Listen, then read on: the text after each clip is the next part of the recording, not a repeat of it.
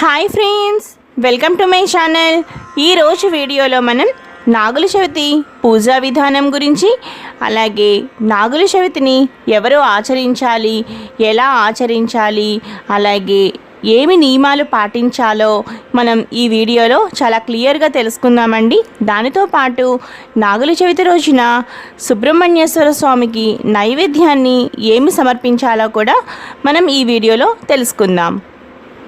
ఈ నాగుల చవితి పండుగను మనం ఎప్పుడు జరుపుకుంటాము అంటే దీపావళి అమావాస్య తర్వాత వచ్చే కార్తీక శుద్ధ చతుర్థి నాడు ఈ నాగుల చవితి పండుగను జరుపుకుంటాం. ఈ నాగుల చవితి రోజున మనం ఆరాధించే దైవం ఎవరు అంటే శ్రీ సుబ్రహ్మణ్యేశ్వర స్వామి. శ్రీ సుబ్రహ్మణ్యేశ్వర స్వామిని ఈ నాగుల చవితి రోజున ఆరాధించడం వల్ల, చక్కగా పూజించడం వల్ల సంతాన ప్రాప్తి కలుగుతుంది.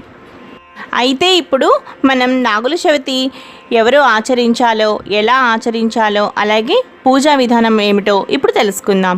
నాగుల చవితి పండుగ పెళ్ళైన స్త్రీలు తప్పనిసరిగా ఆచరించాలి, తప్పనిసరిగా చేయాలన్నమాట. ఇప్పుడు పూజా విధానం గురించి తెలుసుకుందాం. నాగుల చవితి రోజున స్త్రీలు ఉదయాన్నే లేచి తలస్నానం చేసి శుభ్రంగా మడిబట్ట కట్టుకుని లేదా ఉతికిన వస్త్రాలను ధరించి ఒక గోడకు పసుపు రాసి కుంకుమతో శ్రీ సుబ్రహ్మణ్యేశ్వర స్వామి రూపాలను, అంటే ఏదైనా ఒక చక్కగా పడగ రూపంలో కానీ 3 పాముల ఆకారంలో కానీ ఆకారంగా చక్కగా తీర్చిదిద్ది దీపం పెట్టి ధూపం వేయాలి. ఆ తరువాత మనం ఇంట్లో తయారు చేసుకున్న ఈ పుట్టకు చక్కగా మనం పసుపు కుంకుమతో అలాగే గంధంతో అర్చించాలి. ఆ తరువాత సుబ్రహ్మణ్యేశ్వర స్వామికి పెట్టవలసిన నైవేద్యం ఏమిటి అంటే చిమ్మిలిని అలాగే చలివిడిని తప్పనిసరిగా నైవేద్యం పెట్టాలి. తప్పనిసరిగా చిమ్మిలి, చలివిడి అనేవి నాగుల చవితిలో ముఖ్యమైన నైవేద్యాలు కాబట్టి తప్పనిసరిగా ఈ 2 నైవేద్యాలను పెట్టాలి. అలాగే అరటి పళ్ళను కూడా చక్కగా నైవేద్యం పెట్టి సంతానం కావాలనుకున్న వారు తప్పకుండా చక్కగా జంటగా ఉండే 2 అరటిపళ్ళను నాగుల చవితి సందర్భంగా నాగుల చవితి శ్రీ సుబ్రహ్మణ్యేశ్వర స్వామికి నైవేద్యం పెట్టి మీ మనసులో కోరికను కోరుకుంటే తప్పనిసరిగా సంతానం కలుగుతుంది.